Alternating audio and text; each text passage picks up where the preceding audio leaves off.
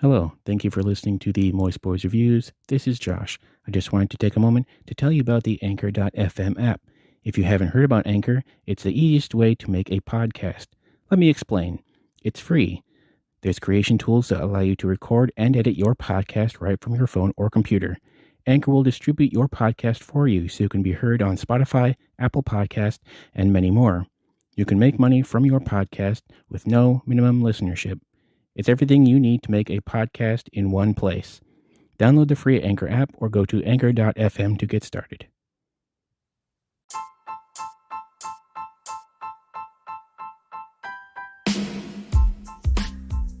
What's up, everybody? This is Josh, and you're listening to the Moist Boys Reviews. Today I'm going to be talking about Birds of Prey, starring Margot Robbie, Rosie Perez, Mary Elizabeth Winstead, Journey Smollett-Bell, Ewan McGregor, Ella J. Basco, and Chris Messina.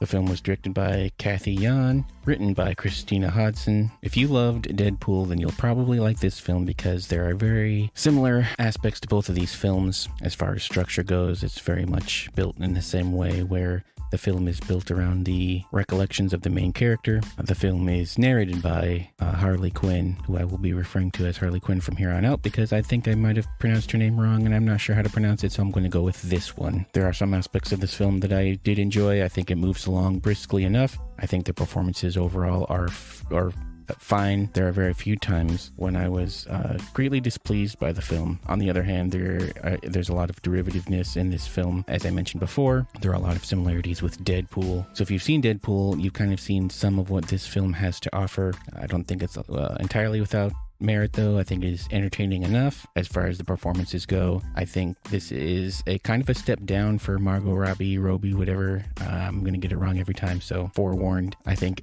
even though this film is better than Suicide Squad, I think her performance is it's a little sketchier than it was in that one. Particularly her accent seems to come and go. It does a lot of crazy things in this movie. Everyone else does a fine job as well with the script that they're given. Even though sometimes the script is a little flat, is not as funny as it thinks it is, and is at sometimes just downright not good. One of the weaknesses in the film is that the characters are not portrayed in the way that they are, but are just told to us the way they are by the main characters, particularly Harley Quinn. In voiceover, she will tell us who the character is by their name and also what their character is and how they will act throughout the rest of the film, which is a little on the nose. Particularly the character Rosie Perez, who plays Renee Montoya.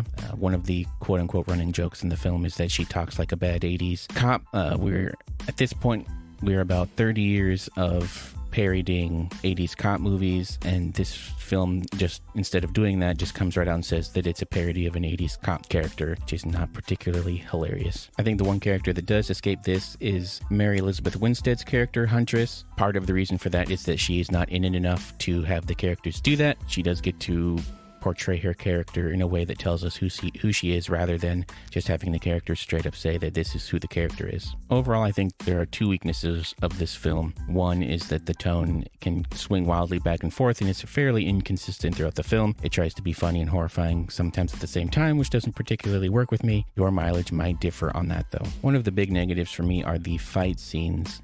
Everything is shot in slow motion, so there's no sense of movement or energy to the scenes. Anytime something interesting might happen, the movie goes into slow-mo to hide the fact that the main cast is not able to do the fight scenes at the speed that you might want to see them in. This is especially true at the end of the film. There's a big fight scene where there's a lot of digital motion smoothing over the characters to hide the fact that everything was not done at a high speed. Maybe the footage was sped up and they had to do some sort of weird motion smoothing on it to make it look better. It was more distracting than anything, and I think is the biggest weakness of the film, other than the humor. In a film like this, the humor is a big component of it. For me, none of the jokes really landed. I don't know if I ever laughed out loud at any of the jokes. Most of the jokes are a little stale. and it's stuff that you've seen before elsewhere. One of the strangest things about this film is that the marketing of it and the trailers for the film take scenes almost exclusively from the second half. There are maybe 2 or 3 scenes that you see in the trailers that take place in the first half of this film in the setup, but most of this is actually in the second half. When you see the film, you'll understand why this is, because what they're trying to sell